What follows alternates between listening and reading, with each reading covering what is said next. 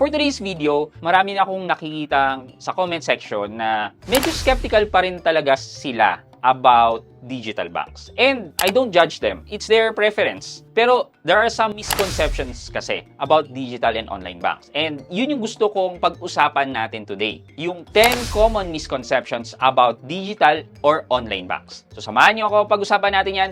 Sit back and let's discuss. Coming right up.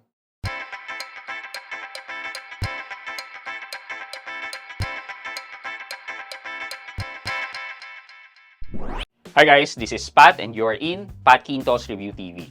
So if you're new to my channel, I do reviews about personal finance na meron akong experience or meron na akong knowledge na ginawa ko na ng videos and playlist na makita nyo dito sa taas. At kung bago ka dito sa channel ko, you may want to consider subscribing to my channel. Yeah, ang dami talagang mga tao na hindi naniniwala sa digital banks or online banks. And yeah, we cannot really blame them. Kasi bago lang din tong mga digital and online banks. More specifically itong mga digital banks. Right now, we have 6 digital banks and then we have other players na tinatawag nating online banks wherein they converted their transaction to online. With the likes of CBank, yan, CIMB, Ownbank, Netbank, etc. Parang parehas lang naman din sila nila BDO, BPI, Metrobank na may online banking. Meaning, merong physical branch and then meron din transaction online. So yeah, yung mga online banks na, yun nga, yung nasabi ko kanina, like Ownbank, CBank, they can also be considered as a phygital bank. The main difference lang is sa phygital bank is you can do both transaction, physical and online. However naman, itong mga online banks naman natin, we cannot go to the branch talaga. Kasi either malayo or merong policy na kapag pinikit mo yung account mo through online, doon ka lang magtatransact sa mga customer service. So may ganon. Okay, so simulan na natin sa unang-una na sinasabi nila na digital banks are not regulated. First and foremost po, before maging bank ang isang company or isang bank, magsasubmit yan ng mga requirements nila kay SEC, kay BSP. And before they can offer their savings and other bank products, they have to be approved by the BSP and SEC. Meaning, itong mga regulatory bodies natin ay inalaw na sila na mag-operate. Meron kasing mga required capital na kailangan na bago ka magbukas ng bank, meron kang ganitong pera. So, pinapakita lang yan na yung mga banks na nakikilala natin right now, dumaan naman na yan sa SEC at BSP. So, they are supervised and regulated by the Bangko Sentral ng Pilipinas, which is our central bank, and the SEC, which is the Securities and Exchange Commission. So, hindi po totoo na hindi po regulated itong mga online and digital banks natin. Number 2 is digital banks are not secure. I can understand the reason because ang daming hack, ang daming scam online, di ba? Well, may security na ini-implement naman po ang mga digital and online banks natin. It's just that nag-e-evolve talaga yung mga scammers natin. For example na lang po yung mga links na yan, mga text link. Na dati ang mga text link ay coming from a number, unknown number. Ngayon, coming from the main distro na. Meaning, kunyari, galing kay GCash. Si GCash na mismo magpapadala. Kasi, na-hack ng mga scammer or hacker. So, nag-e-evolve sila. Siguro, nagkataon lang na during your time na mag-apply ka ng digital banks, nakita mo yung news na yan. Ang masasabi ko po is continuous na nag-i-improve po ang mga online and digital banks natin. Including the phygital banks natin or the traditional banks. Hindi naman po sila nagpapabaya sa securities nila. So, in this second misconception, it really depends on how you feel secure. But, hindi natin totally masasabi na digital banks or online banks are not secure. Baka kasi ang definition mo ng security ay 10 layers of security while others okay na sa 2-factor authentication, di ba? So, it really is very subjective sa tao. Number 3, digital banks are for millennials only and Gen Zs. Well, not necessarily naman na pang millennials lang. Anyone na 18 years old and above and may government ID can open an account. Nagkataon lang po na malaki ang population ngayon ng mga millennials. During 2000 siguro, malaki ang population ng mga Gen X, di ba? Lumilipas kasi yung panahon, thus ito na yung prime time ng mga millennials ngayon. Mga age between 33 to 40, yan, 42, mga ganyan. Yan yung mga millennials. So, this time is considered as our prime life, yan. Kaya masasabi na pang millennials lang siya. Pero kung titingnan nyo, yung mga Gen Zs natin, nag-iipon na rin naman sila at gumagamit ng mga digital banks. And there's no law na magbabawal sa kahit sino, kahit baby boomer pa po kayo. Pwede po kayong gumamit ng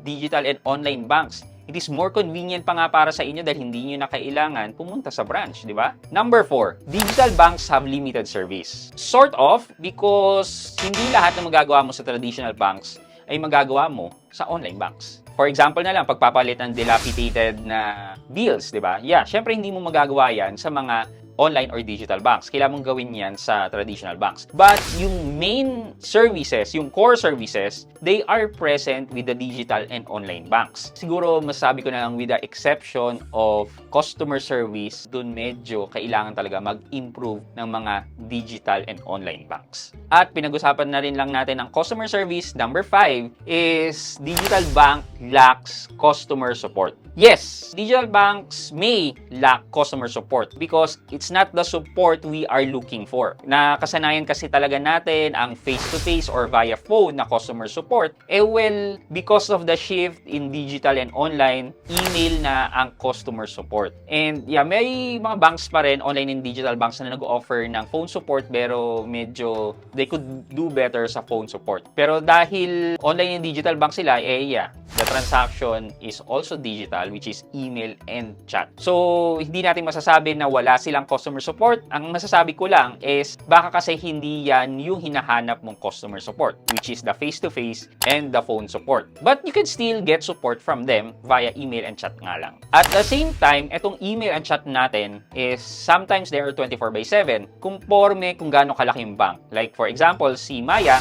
kaya niya mag 24/7 na support kasi mostly ibang department or ibang company ang nag-handle ng customer care ni Maya. So possible na kaya niya mag 24/7 na email or chat. Hindi katulad ng face-to-face and phone support natin, medyo limited lang ang operating hours nila. Number 6, opening an online and digital bank is very complicated. Well, actually parang ano lang naman yan, magsa-sign up ka. Mag-download ka ng app, sign up mo yung form, mag-attach ka ng ID, facial verification ka, and sometimes may OTP. Yeah, basically pare-parehas lang sila ng setup. Pati mga online loan services natin, parehas lang naman. Yeah, wala namang complicated sa application process. Siguro, ano lang yan, pag naipasa mo na, dun ka medyo maghihintay na tipong i-verify ng mga digital online banks kung tama ba, complete ba yung information na sinabit mo. And then, kung complete naman, ma-approve yung account mo. Kung hindi, babalik sila sa'yo para sabihin sa'yo na ito yung kulang mo. Same naman yung process. Kung pupunta ka sa branch, mas mabilis nga lang dahil makokorek ka agad ng branch yung mali or kulang dun sa form. Pero hindi naman din siya ganun ka-komplikado. Siguro hindi pa lang naman yan yung isang beses na gagawin mo yung mag-fill up ka ng form online, di ba? So,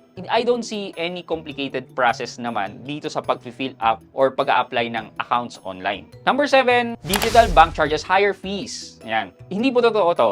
Kasi po, sa digital and online banks, halos lahat talaga sa kanila ay zero maintaining balance. Comparing it sa mga traditional banks natin na if you go below the maintaining balance, chargean na po kayo kagad ng service charge. And that service charge can go as 300, 400, even 500 pesos. With digital and online banks, wala pong mga service charges kasi wala naman pong maintaining balance. Number 8 is digital banks are not reliable. Ano ibig sabihin? Siguro ang context dito is mga downtime, mga ganon. Na tipong kailan mo kailangan yung pera mo, hindi mo makukuha. Merong measurement ang mga online and digital banks natin. Ang tawag doon is reliability or uptime, parang ganon. Kahit naman mga digital banks natin, yung BDO and BPI, na mini-measure din yung ano nila, uptime nila. So, parehas lang naman na mini-measure. Kapag nagkakaroon ng downtime, usually, ina-announce naman to ng mga banks. Even, BPI and BDO, nag-a-announce din naman na like from this time, 11 p.m. to 3 a.m., hindi pwede mag-withdraw sa ATM kasi may system maintenance. And ganun din naman ang mga digital and online banks natin.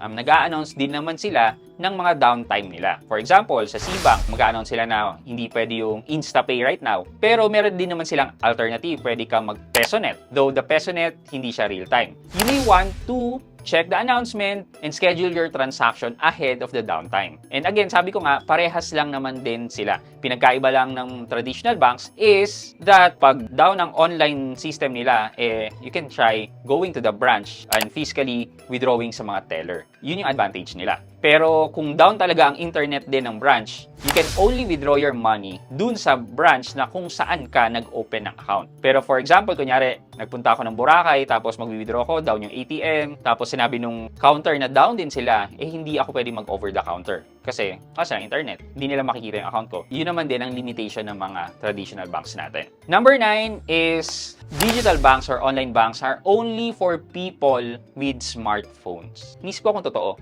Pero not necessarily entirely true, but yeah, mas convenient kung meron kayong smartphone kasi nandun na lahat. Wala na kayong gagawing workaround para ma-access yung bank app. But kung wala ka talagang smartphone, may laptop ka or computer ka at meron kang touchpad na cellphone, meaning like 3210 or 5110 na Nokia, mga touchpad, mga pinipindot, as long as nakaka-receive ng text message, kaya pa rin naman. Paano? Sa computer. Kung meron silang website interface, you can log into their website and access your account. Tapos may OTP naman. Pero kung wala, you can use emulator, which I don't think okay. Pero just a workaround, emulator like BlueStack to download the apps in Play Store para ma-install yung video app nyo or any online and digital app. And then, sabi ko nga, meron naman kayong touchpad na cellphone so you can get the OTP and makakalagin pa rin kayo sa inyong mga computers.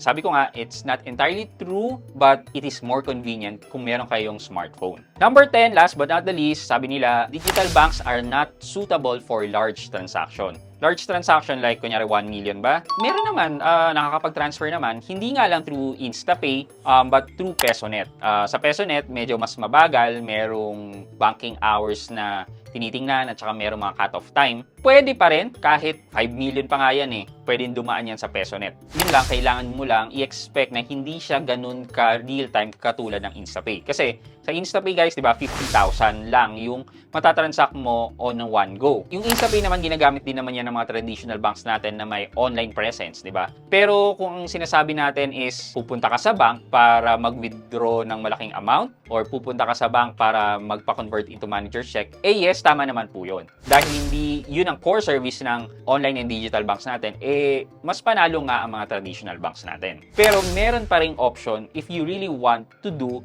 large transaction with online and digital bank. And that is through PesoNet. Yan. So far, natakal naman po natin itong 10 common misconception.